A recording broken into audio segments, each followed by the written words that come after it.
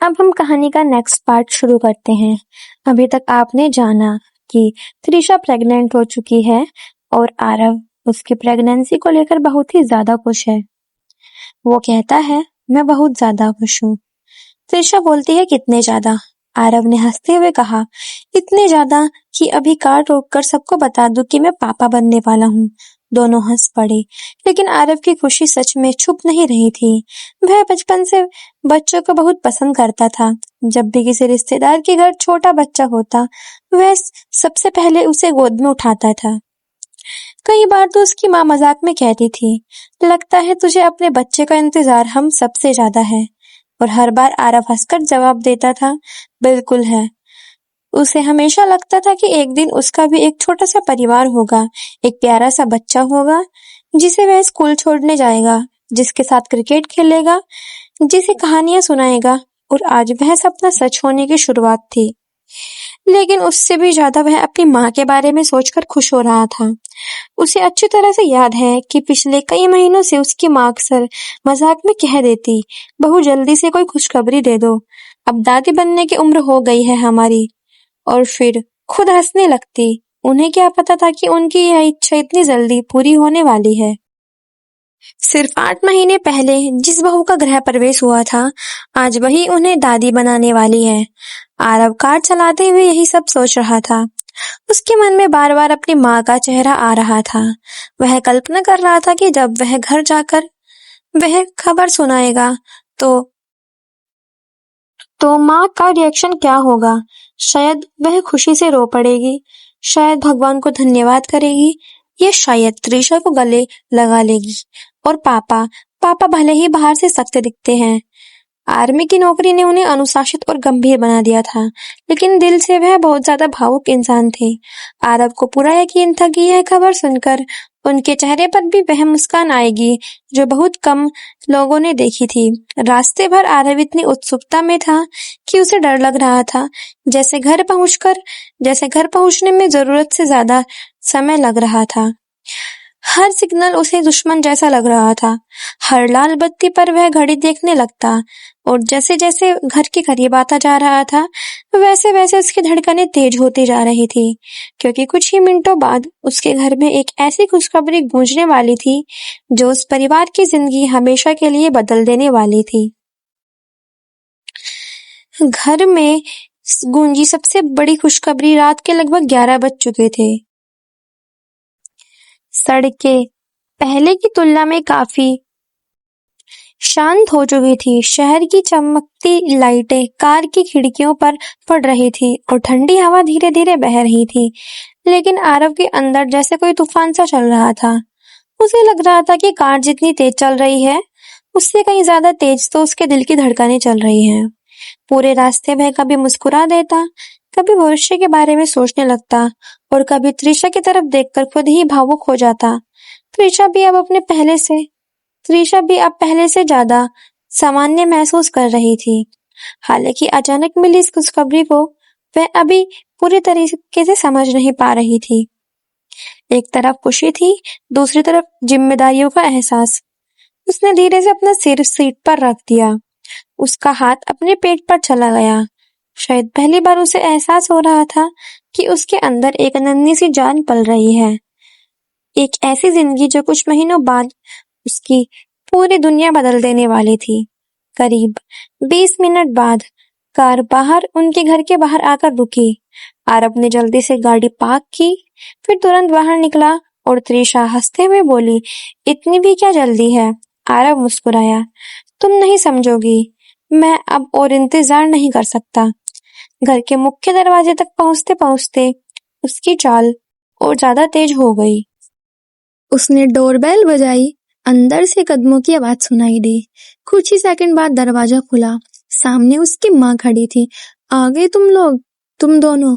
फिर उन्होंने त्रिशा को देखा। अब कैसी तबीयत है बेटा? त्रिशा हल्का सा मुस्कुरा दी। अब ठीक हूँ मम्मी। माँ ने राहत की सांस ली। भगवान का लाख लाख शुक्र है। तभी अंदर से आरव के पिता की आवाज आई, कौन आया? अरे तुम्हारा बेटा और बहू आए हैं। पिता भी ड्राइंग रूम में आ गए। उन्होंने चश्मा उतारा और दोनों की तरफ देखा। डॉक्टर ने क्या कहा? बस यही सवाल सुनने का इंतजार था। आरव का चेहरा फिर चमक उठा, लेकिन वह तुरंत बताना नहीं चाहता था। वह उस पल को थोड़ा और महसूस करना चाहता था। वह सोफे पर बैठ गया। त्रिशा उसके बगल में बैठ गई। माँ और पापा भी सामने बैठ गए। कमरों में कुछ सेकंड की खामोशी सी छा गई। माँ ने हैरानी से पूछा, अरे कोई बताएगा भी क्या हुआ? आरव हंस पड़ा। मम्मी, आप आप वादा करो कि ज्यादा इमोशनल नहीं होगी। उसकी माँ ने आईब्रो चढ़ाई। सीधे सीधे बात बता। नहीं, पहले वादा करो। आरव। अब त्रिशा भी अपनी हंसी रोक नहीं पा रही थी। आखिरकार आरव ने गहरी सांस ली। आरव धीरे से बोला, मम्मी, हाँ, आपकी प्रमोशन होने वाली है। माँ कुछ समझ नहीं पाई। क्या मतलब? आरव मुस्कुराया। अब आप सिर्फ माँ नहीं रहेंगी।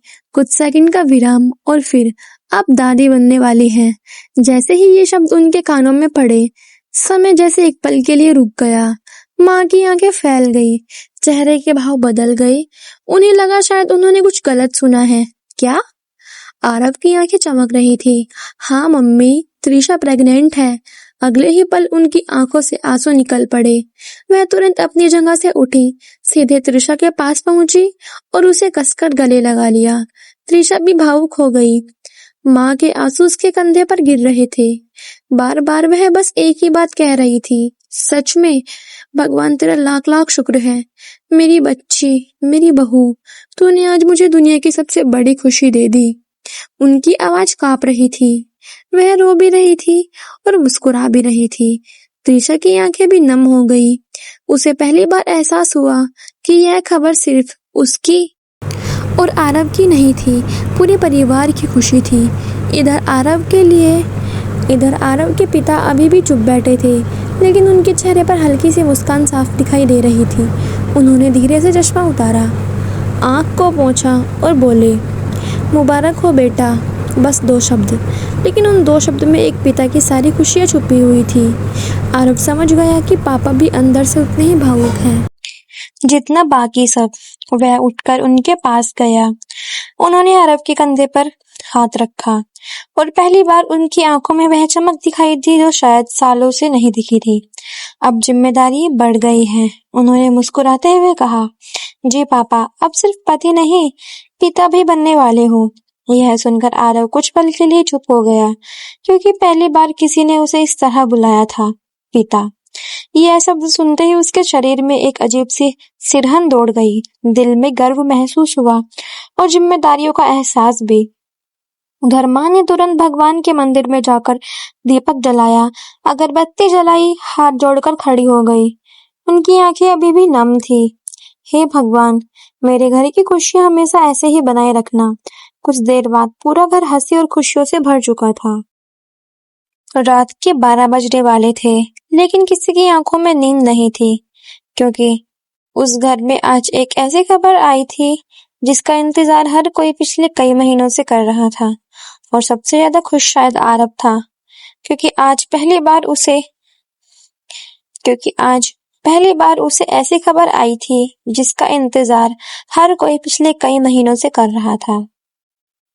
और सबसे ज्यादा खुश शायद आरव ही था, क्योंकि आज पहली बार उसे महसूस हुआ था कि उसकी जिंदगी का सबसे खूबसूरत अध्याय शुरू होने वाला है। लेकिन उसे अभी भी नहीं पता था कि अगले कुछ महीनों में उसके जीवन में ऐसी घटनाएं होने वाली है जो उसकी खुशी की असली परीक्षा लेने वाली है। उस रात किसी को ठीक से नींद नहीं आई। खुशी इतनी बड़ी थी कि बार बार सबके चेहरे पर मुस्कान आ जाती। आरव तो अपने कमरे में लेटा हुआ छत को देख रहा था। उसके पास सोई हुई त्रिशा गहरी सोच में डूबी हुई थी। कमरे की लाइट बंद थी। खिड़की से आती चांद की हल्की रोशनी पूरे कमरे में फैल रही थी। कुछ देर तक दोनों चुप रहे। फिर आरव धीरे से बोला, सो गई क्या? नहीं, मैं भी नहीं सो पा रहा। त्रिशा मुस्कुराई, मुझे पता था। आरव उसकी तरफ मुड़ा। यार, अभी भी विश्वास नहीं हो रहा कि हम मम्मी पापा बनने वाले हैं। त्रिशा ने हंसते हुए कहा, मुझे भी डर लग रहा है। कुछ सेकंड तक त्रिशा चुप रही और फिर बोली, थोड़ा। फिर आरव बोला, किस बात का? पता नहीं, बस लगता है कि मैं अच्छी माँ बन पाऊंगी या नहीं। आरव तुरंत उठकर बैठ गया। उसने त्रिशा का हाथ अपने हाथों में ले लिया। त्रिशा, जिस लड़की ने मेरे परिवार को अपना परिवार बना लिया, जो सबका इतना ख्याल रखती है, वह दुनिया की सबसे अच्छी माँ बनेगी। त्रिशा की आंखों में हल्की सी नमी आ गई और फिर उसने अपना सिर आरव के कंधे पर रख दिया। उस रात दोनों आने वाले बच्चे के बारे में बातें करते करते सो गए। उन्हें खुद भी पता नहीं चला।